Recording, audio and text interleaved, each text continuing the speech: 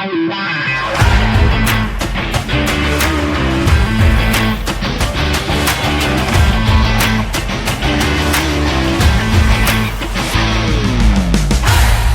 everybody, welcome to the Cop House Podcast. I'm Doug, I am the son.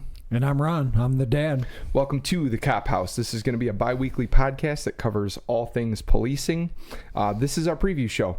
We're a father and son combo with over 33 years of combined police experience. We're going to tackle everything you could possibly think of or anything you'd want to know regarding the great profession of law enforcement. Hey Doug, should we tell people that this is our second take at the preview show, or should we keep that a secret, do you think? This is our second take. We're pretty new at this. Yes, we are. Yes, and very, very new. You know, Doug, you said that this is going to be a podcast about the great profession of policing, and, you know, I couldn't agree with you more. I'm Ron. I'm the dad. I did 27 years as a police officer. I retired about a year ago. Started as a cadet and ultimately retired as the chief of police for a small town here in southeast Michigan. Be talking about that a little bit more later. But the tagline for the Cop House podcast is, and you and I came up with this together, the tagline is 2 generations, 1 great calling. 2 generations, 1 great calling. So, Doug, do you want to give the folks a kind of a sneak peek into what's coming up on the podcast? Sure. So this podcast is going to be directed towards active law enforcement, people who might be considering a career in law enforcement, people who might be in the police academy, or people who have a loved one who's in law enforcement. Kind of just give some insight into what's out there, some different opportunities, different stories, things like that. We're going to talk about patrol. We're going to talk about police administration and what that looks like, kind of navigating your way through department politics. We can talk about different specialty units. We can talk about homicides. We can talk about specific cases. We can talk about cases that we've working those cases from start to finish, what that looks like, some of the process. We can talk about different units. We can talk about K9. We can talk about undercover work. We can talk about really anything. You know, one thing you mentioned, Doug, was this podcast could be for spouses or significant others of active or retired police officers. And, you know, I think it's cool that at some point we could do a show about emotional and mental health of the police officer. Absolutely. I think that would be a really good show to do. And, you know, we might even take a crack at current events, you know, if we see a officer involved shooting or I hope not, but a police officer killed in the line of duty. I think it'd be good for us to recognize that on the podcast. Absolutely. So we have over 30 years of combined experience, and some people might say, well, shoot, I got that much all by myself. So what makes the two of you guys qualified to do an all things policing podcast? Doug, how would you answer that question? What makes us qualified to do this? Well, between the two of us, we have a lot of different experiences working in different law enforcement capacities. That plus the connections we've made.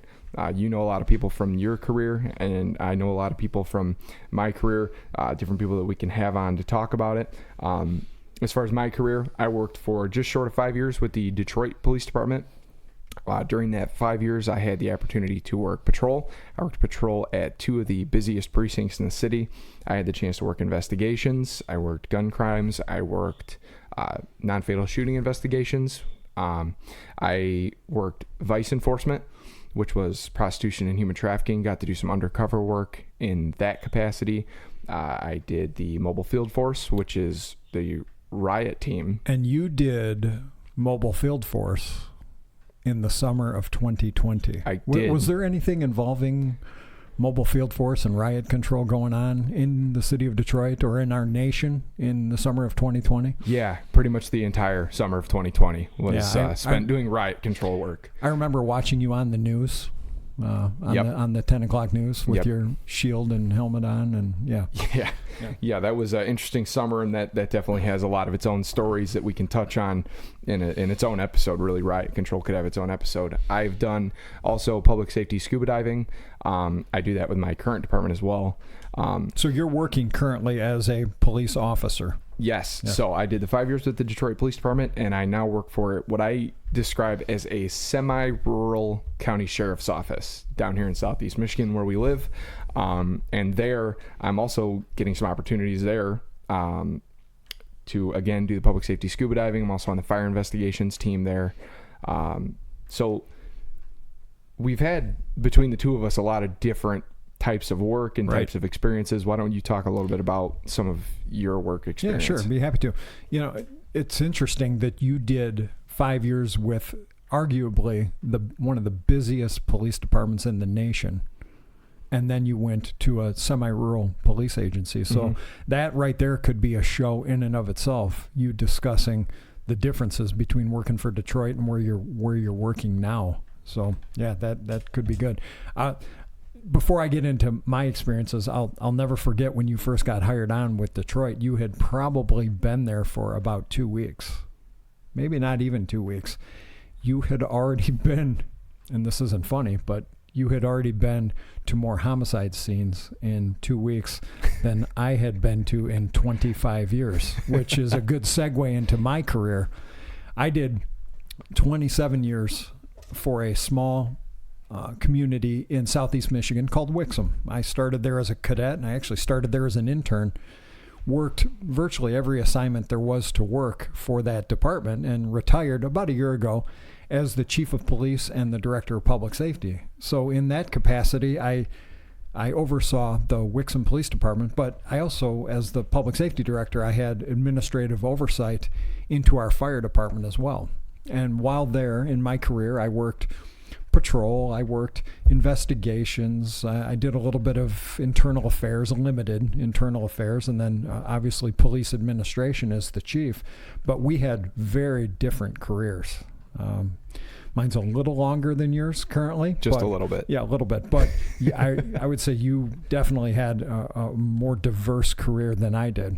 So I think for this podcast, I think we make a good mix here. I have people that I can call upon that we could possibly bring on the show from the administrative realm, and then everybody else in and around Detroit.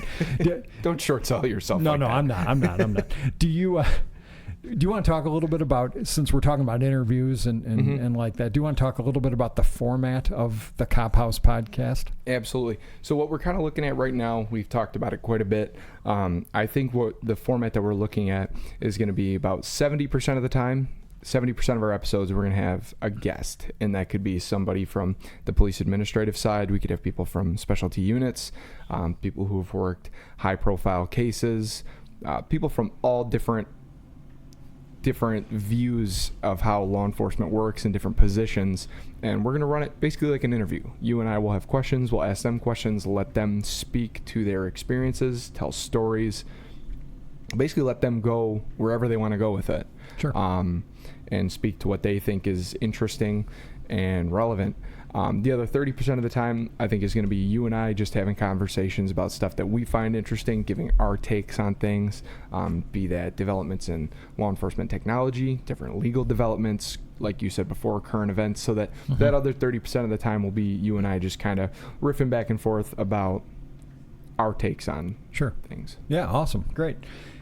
Doug, I know we're probably not going to upload this podcast today, but do you know what today's date is? I do. It's October 30th. I do. Today. What was happening several years ago on October 30th? On this date in 2017, I began my time with the Detroit Police Department. Yeah, you did. I thought of that this morning as I was doing a little bit of show prep. I was like, this is a cool day for us to launch a preview show for the Cop House podcast. We're actually sitting and recording this in my dining room, and I'm looking at the wall right now where 6 years ago today, at about 4 o'clock in the morning, I got up and I took a picture of you with your shiny, bald, shaved head. Yep. And your white, crisp, ironed dress shirt on your way out the door to go get wrecked by the training staff of the Detroit Police Department. And wrecked we got. Yes, you did. And maybe someday we can tell some of those stories about how they abused you. No, they didn't abuse you, but how they trained you. Let's say trained. How's that? Well, yeah, I mean, we could try to get some of my training staff on the show as well. Great. It could be interesting. Doug, how did we come up with the title, The Cop House Podcast? After about 500 text messages back and forth, coming up with some very stupid names that almost made it. Come on. This is what we settled on. You're my dad. I'm your son. Both cops. We have some other family that's involved in law enforcement to some degree. Right. And we wanted the name to kind of reflect being a police family without being a stupid mouthful name like it almost was. What was our runner-up? Cop and Pop, or was it Pop and Cop? Cop and Pop, Cop Shop, or something stupid. Yeah, it wasn't. It was not good. I guess the sad part of it is we kind of liked it at first. We did, and then I pitched it to my wife, and she goes, "Yes, that is awful to say." Right. Yeah. So thank goodness for your wife, my new daughter-in-law, that she had the wisdom to say, yeah, don't go with Cop and Pop, Pod Cop. People are going to scroll straight past that. Yeah, that's right.